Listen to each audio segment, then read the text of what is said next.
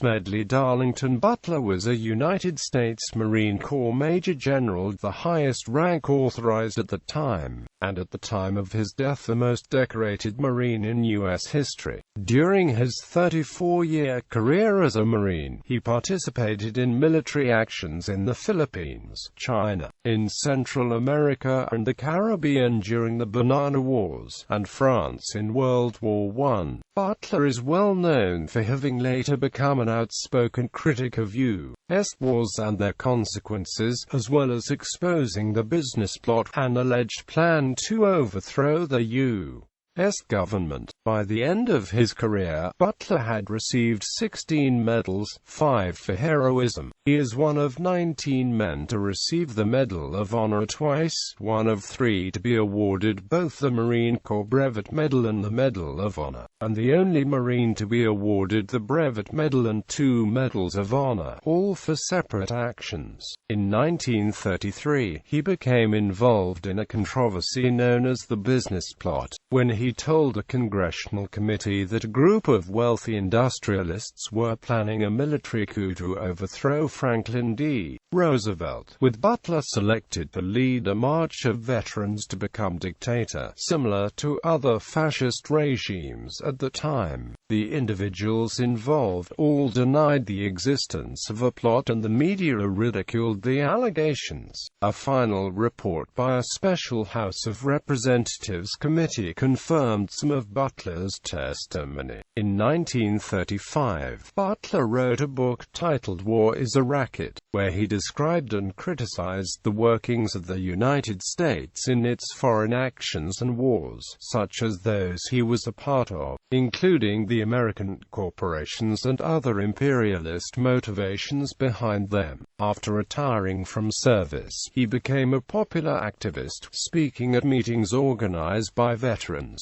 pacifists, and church groups in the 1930s. Early life. Smedley Butler was born July 30, 1881, in Westchester, Pennsylvania, the eldest of 3 sons. His parents, Thomas and Maud Butler, were descended from a local Quaker family.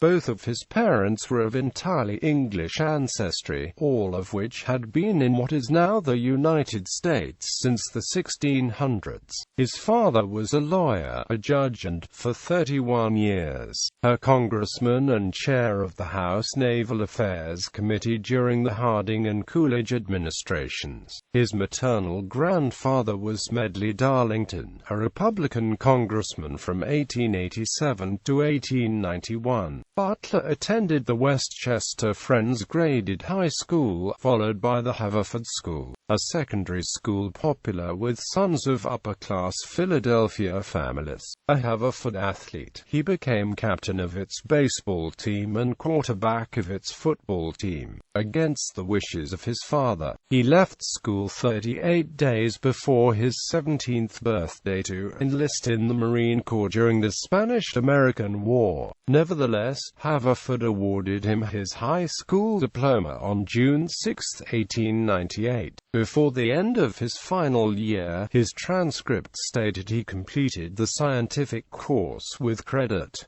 Military career. Spanish-American War. In the anti-Spanish war fervor of 1898, Butler lied about his age to receive a direct commission as a Marine second lieutenant. He trained in Washington, D.C. at the Marine barracks on the corner of 8th and I Streets. In July 1898, he went to Guantanamo Bay, Cuba, arriving shortly after its invasion and capture. His company soon returned to the U.S., and after a short break, he was assigned to the armored cruiser USS New York for 4 months. He came home to be mustered out of service in February 1899, but on the 8th of April 1899, he accepted a commission as a first lieutenant in the Marine Corps.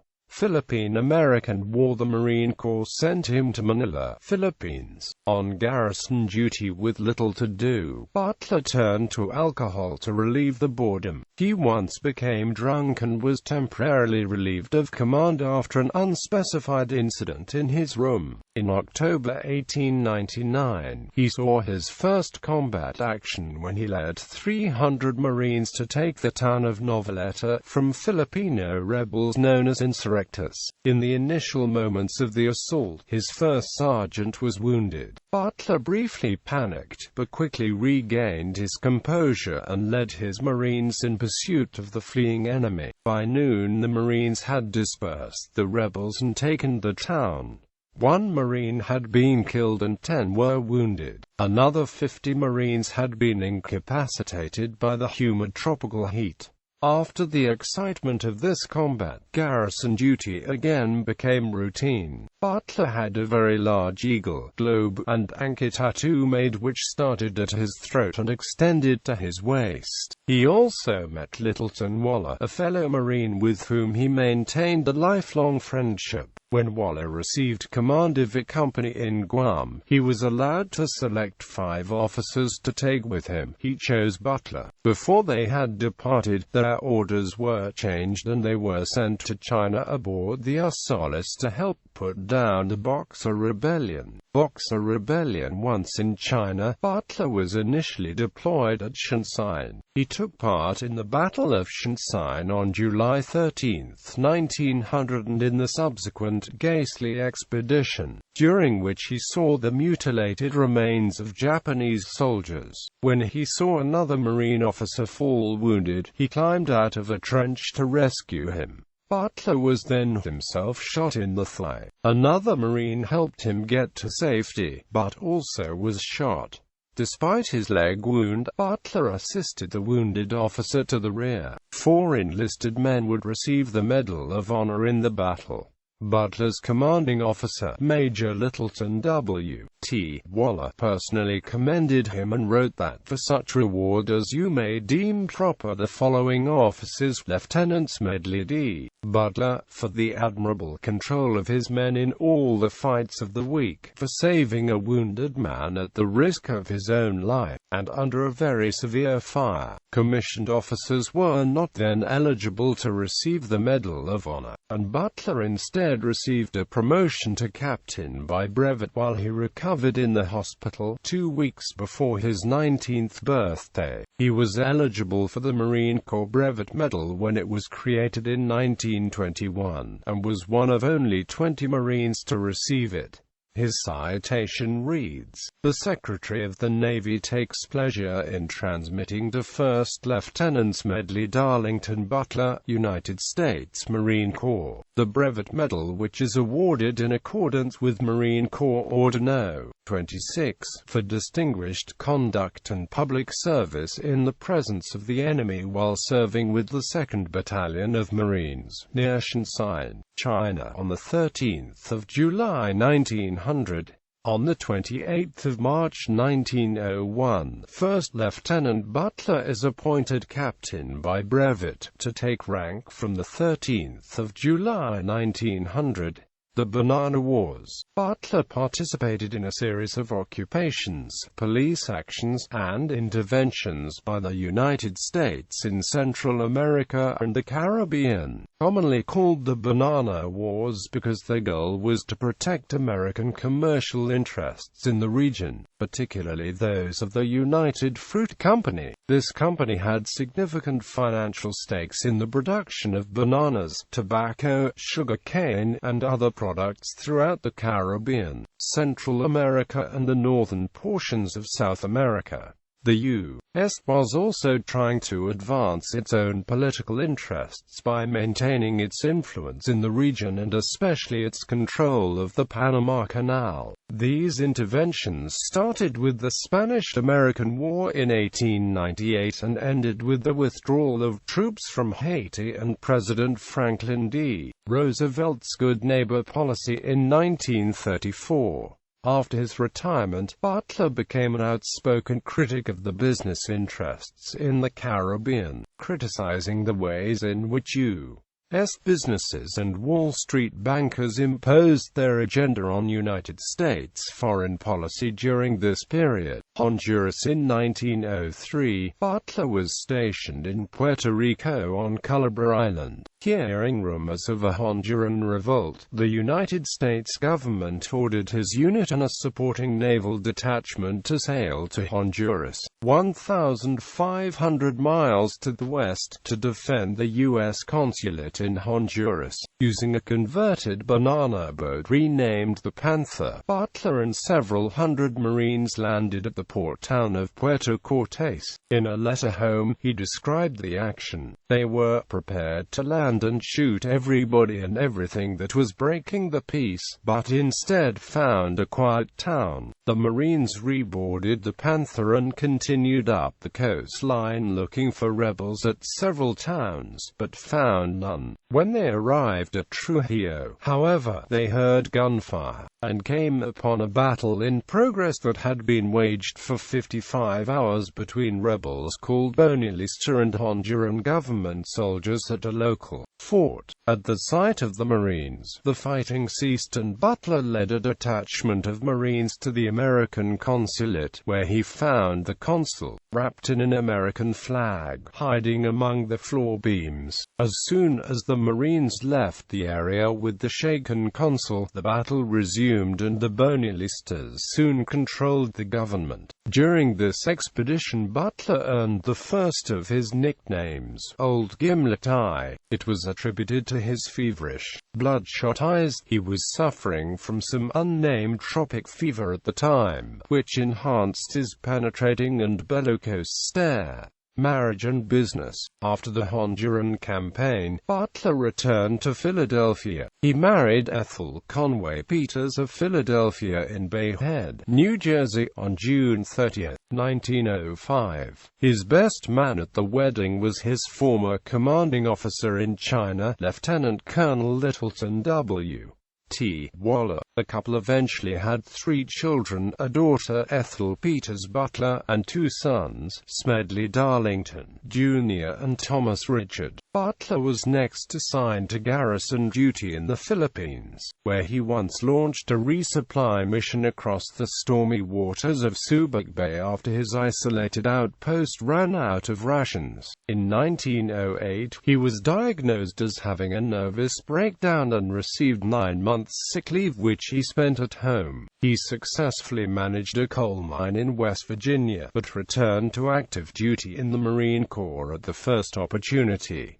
Central America. From 1909 to 1912, Butler served in Nicaragua, enforcing U.S. policy, and once again led his battalion to the relief of a rebel-besieged city, this time Grenada, and again, with a 104-degree fever. In December 1909, he commanded the 3D Battalion, 1st Marine Regiment, on the Isthmus of Panama. On August 11, 1912, he was temporarily detached to command an expeditionary battalion with which he participated in the Battle of Masaya on September 19, 1912, and the bombardment, assault and capture of Coyotepa Hill, Nicaragua in October 1912. He remained in Nicaragua until November 1912, when he rejoined the Marines of 3D Battalion, 1st Marine Regiment, at Camp Elliott, Panama, Veracruz, Mexico, and 1st Medal of Honor. Butler and his family were living in Panama in January 1914 when he was ordered to report as the Marine officer of a battleship squadron massing off the coast of Mexico, near Veracruz,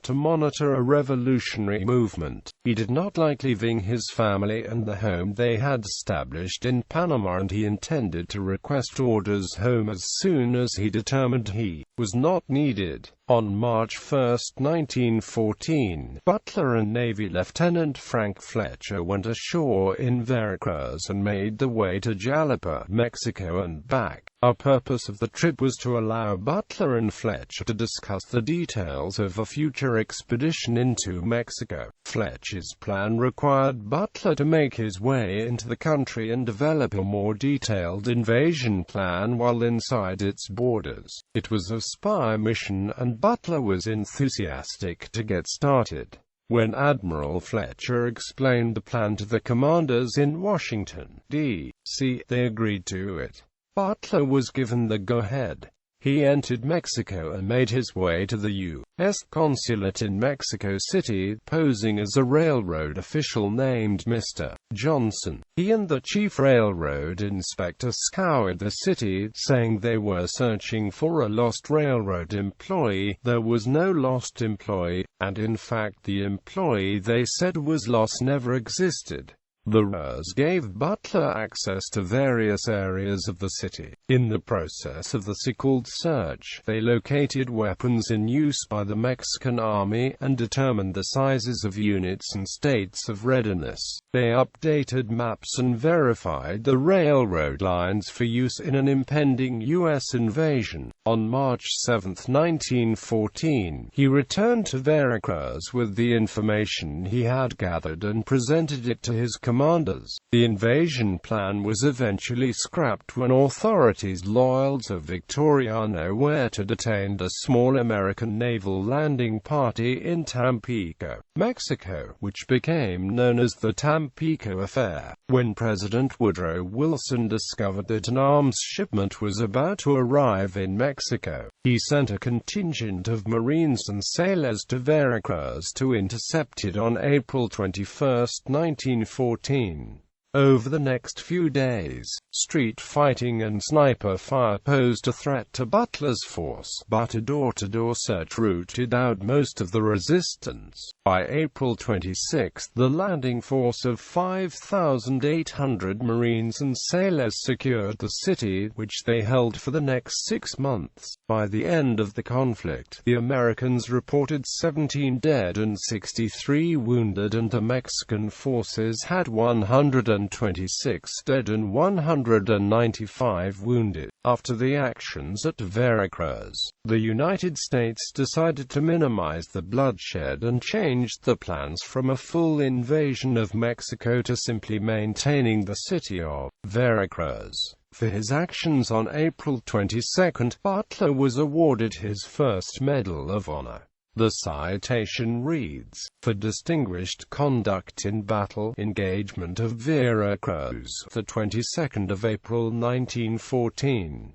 Major Butler was eminent and conspicuous in command of his battalion. He exhibited courage and skill in leading his men through the action of the 22d and in the final occupation of the city. After the occupation of Veracruz, many military personnel received the Medal of Honor, an unusually high number that diminished somewhat the prestige of the award. The Army presented 9 went to Marines and 46 were bestowed upon Navy personnel. During World War I, Butler, then a major, attempted to return his medal, explaining he had done nothing to deserve it. The medal was returned with orders to keep it and to wear it as well. Haiti and Second Medal of Honor. In 1915, members of the populace killed the Haitian President Philbrun Guillaume Sam. In response, the United States ordered the US Connecticut to Haiti with Major Butler and a group of Marines on board. On October 24, 1915, an estimated 400 Cacos ambushed Butler's patrol of 44 mounted Marines when they approached Fort Deputy. Surrounded by Cacos, the Marines maintained the perimeter throughout the night. The next morning, they charged the much larger enemy force by breaking out in 3 directions. The startled Haitians fled. In early November, Butler and a force of 700 Marines and sailors returned to the mountains to clear the area. At the temporary headquarters base at La Troue, they fought off an attack by about 100 Cacos. After the Americans took several other forts and ramparts during the following days, only Fort Riviere, an old French-built stronghold atop Montagne Noire, was left. For the operation, Butler was given 3 companies of Marines and some sailors from the US, Connecticut, about 100 men. They encircled the fort and gradually closed in on it. Butler reached the fort from the southern side with the 15th Company and found a small opening in the wall. The Marines entered through the opening and engaged the Cacos in hand-to-hand combat. Butler and the Marines took the rebel stronghold on November 17, 1915, an action for which he received his second Medal of Honor, as well as the Haitian Medal of Honor. The entire battle lasted less than 20 minutes. Only one Marine was injured in the assault when he was struck by a rock and lost 2 teeth. All 51 Haitians in the fort were killed. Butler's exploits impressed Assistant Secretary of the Navy Franklin D. Roosevelt, who recommended the award based upon Butler's performance during the engagement. Once the medal was approved and presented in 1917, Butler achieved the distinction, shared with Dan Daly, of being the only Marines to receive the Medal of Honor twice for separate actions. The citation reads, "For extraordinary heroism in action as commanding officer of detachments from the 5th, 13th, 23d Companies and the Marine and Sailor Detachment from the U.S.S. Connecticut, Major Butler led the attack on Fort Riviere, Haiti, the 17th of November 1915. Following a concentrated drive, several different detachments of Marines gradually closed in on the old French bastion fort in an effort to cut off all avenues of retreat for the Caco bandits, reaching the fort on the southern side where there was a small opening in the wall. Major Butler gave the signal to attack and Marines from the 15th Company poured through the breach, engaged the Cacos in hand-to-hand combat, took the bastion and crushed the Caco resistance. Throughout this perilous action, Major Butler was conspicuous for his bravery and forceful leadership. Subsequently, as the initial organizer and commanding officer of the Gendarmerie d'Haïti, the native police force, Butler established a record as a capable administrator. Under his supervision, social order, administered by the dictatorship, was largely restored and many vital public works projects were successfully completed. He recalled later that, during his time in Haiti, he and his troops hunted the Cacos like pigs.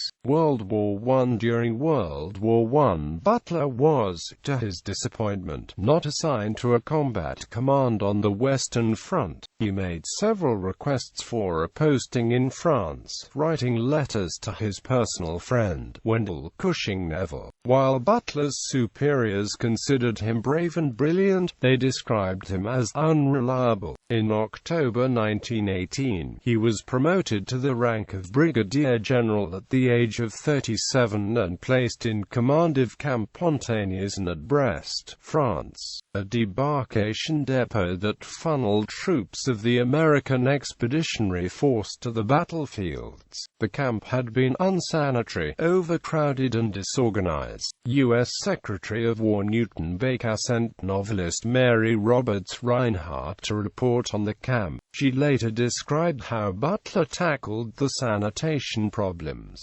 Butler began by solving the problem of mud. He ground under the tents was nothing but mud. He had raided the wharf at Brest of the duckboards no longer needed for the trenches, carted the first one himself up that 4-mile hill to the camp, and thus provided something in the way of protection for the men to sleep on. General John J. Pershing authorized a duckboard shoulder patch for the units. This earned Butler another nickname, Old Duckboard. For his exemplary service he was awarded both the Army Distinguished Service Medal and Navy Distinguished Service Medal and the French Order of the Black Star. The citation for the Army Distinguished Service Medal states, "The President of the United States of America, authorized by Act of Congress, July 9, 1918, takes pleasure in presenting the Army Distinguished Service Medal to Brigadier General Smedley Darlington Butler, United States Marine Corps, for exceptionally meritorious and distinguished services to the government of the United States, in a duty of great responsibility during World War I. Brigadier General Butler commanded with ability and energy Pontainiers camp at Brest during the time in which it has developed into the largest embarkation camp in the world. Confronted with problems of extraordinary magnitude in supervising the reception, entertainment and departure of the large numbers of officers and soldiers passing through this camp, he has solved all with conspicuous success, performing services of the highest character for the American Expeditionary Forces."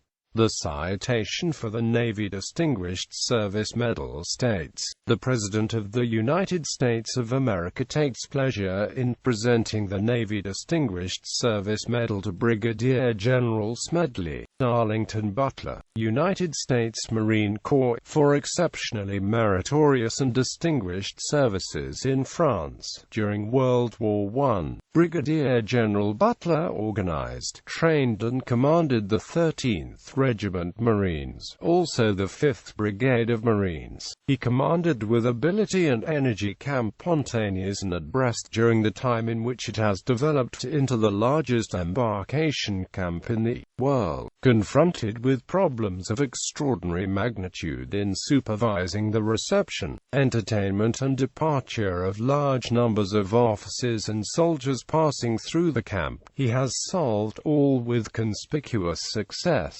performing services of the highest character for the American Expeditionary Forces. Following the war, he became commanding general of the Marine Barracks at Marine Corps Base Quantico, Virginia. At Quantico, he transformed the wartime training camp into a permanent Marine post. During a training exercise in Western Virginia in 1921, he was told by a local farmer that Stonewall Jackson's arm was buried nearby, to which he replied, "Bosh! I will take a squad of Marines and dig up that spot to prove you wrong."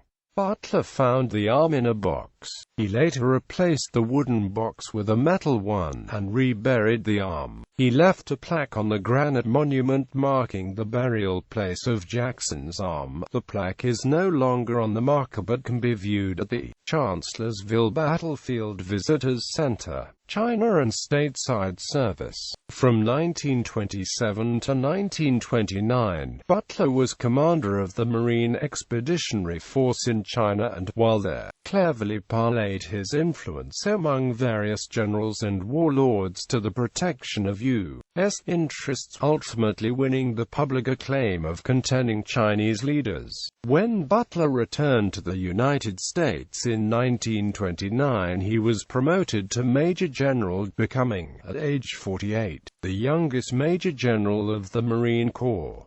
He directed the Quantico camp's growth until it became the showplace of the Corps. Butler won national attention by taking thousands of his men on long field marches, many of which he led from the front, to Gettysburg and other Civil War battle sites, where they conducted large-scale reenactments before crowds of distinguished spectators. In 1931, Butler violated diplomatic norms by publicly recounting gossip about Benito Mussolini, in which the dictator allegedly struck and killed a child with his speeding automobile in a hit-and-run accident. The Italian government protested, and President Hoover, who strongly disliked Butler, forced Secretary of the Navy Charles Francis Adams III to court-martial him. Butler became the first general officer to be placed under arrest since the Civil War. He apologized to Secretary Adams and the court-martial was cancelled with only a reprimand.